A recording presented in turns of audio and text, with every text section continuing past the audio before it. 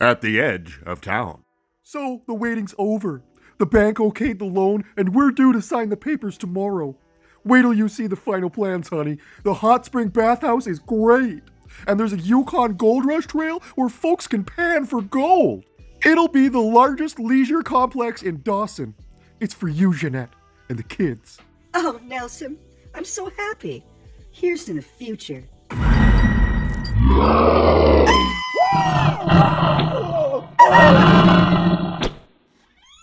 Mommy?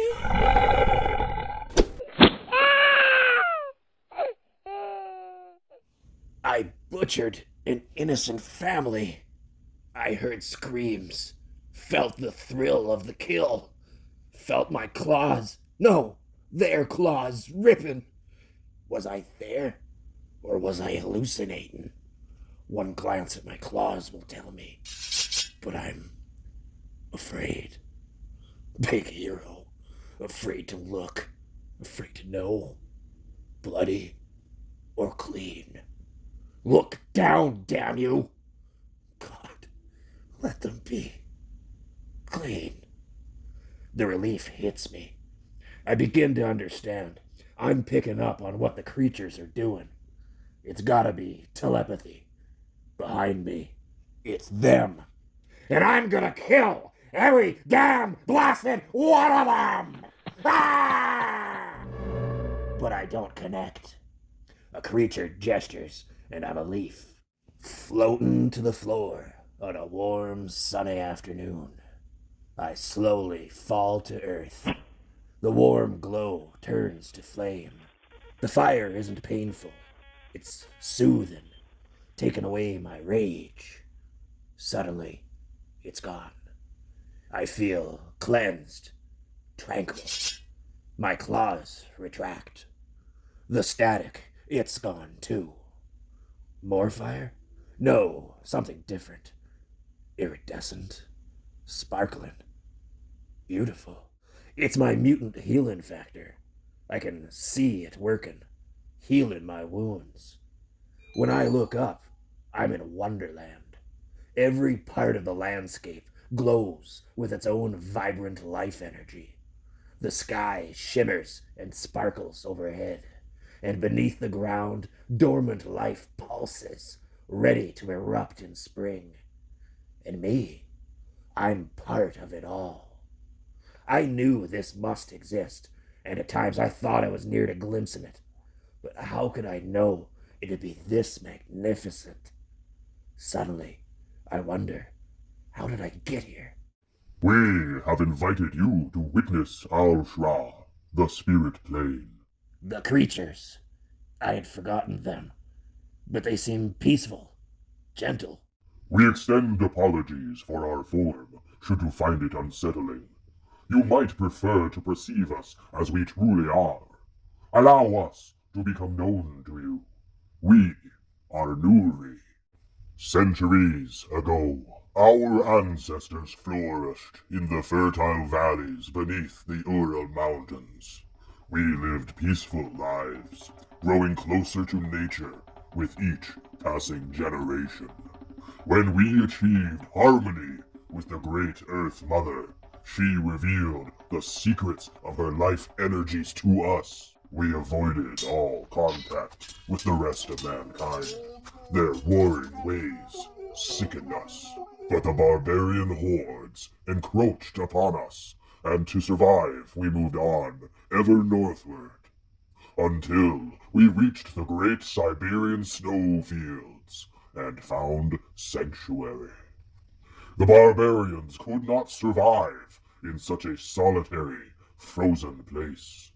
But we were different, for we drew upon the quiescent earth energy to transform our bodies to a form more appropriate to sub-zero temperatures. We tunneled beneath the snow and sculpted the living ice. We nurtured new species of plants in the glow of phosphorescent minerals. Under the ice, we made utopia. In this perfectly balanced ecosystem, all our needs were cared for. We felt no need for competition or individuality. Over the centuries, we evolved a group mind, each being contributing selflessly to one overall consciousness. While our bodies remained on Earth, our composite mind roamed the cosmos, exploring, learning, unbounded by time or space. Meanwhile, on Earth, the barbarians had come of age. They had advanced from killing each other to killing the world. They called it progress. But progress toward what? We wandered across the Arctic wastes without shelter or food. We grew sick and began to die. Most accepted their fate with dignity, while there were those who did not. Those who in desperation broke away from the group consciousness. Renegades who set out to attack, to murder, to break an ages-old taboo. They feasted upon flesh, human flesh, unleashing forces beyond their reckoning, beyond their understanding. Dark forces. Evil forces, massively increasing their mystic power, but totally corrupting their doomed souls. Consumed by bloodlust, they fled in search of more victims. Preying on isolated communities, their power increased with each new kill. We followed their trail of carnage out of Siberia, across Alaska, and now into Canada. They must be stopped.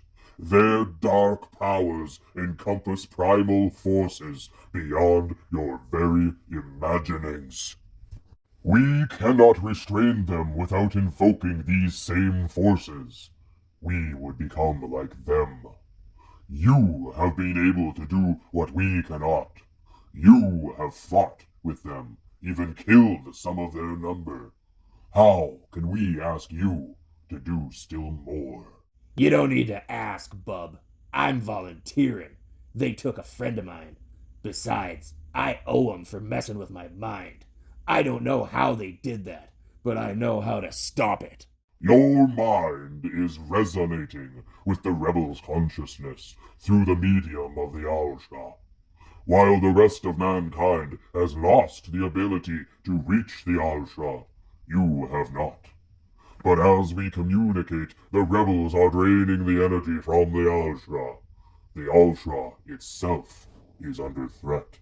Your empathy with this geographical area caused you to be subconsciously drawn here. Why should my mind resonate with the rebel's consciousness instead of yours? That ain't flattering. It is the metal that lies within you. Your healing factor is attempting to reject it, but it is so much a part of you that it cannot. You are an entity in conflict, and you will never achieve the necessary harmony to enter Alshra unaided. You are only here now because we will it. An adamantium skeleton is considered a bonus in my line of work. I ain't ever figured on the downside. Time becomes short. Our conference must end. The solution to our problem lies here, on the corporeal plane. Normal reality. It could feel good to be back, but it doesn't. It's grim and it's dull. The only faint echo of Alshra that remains is in the peace and serenity of the creatures themselves. Then, static. A tidal wave of it. Worse than before. Friend, the rebel's mind link with you increases in power. If this continues, you will join their number. I will travel with you to protect you from their influence and be your guide. Even without the static, your senses may not detect the rebels because of their complete harmony with nature. I ain't doubting his word. He's like a ghost. No scent, no sound. I'm running full tilt and he ain't even breaking a sweat. He's gliding over the snow, hardly leaving a ripple in the air. I'd be impressed if it didn't give me the jitters.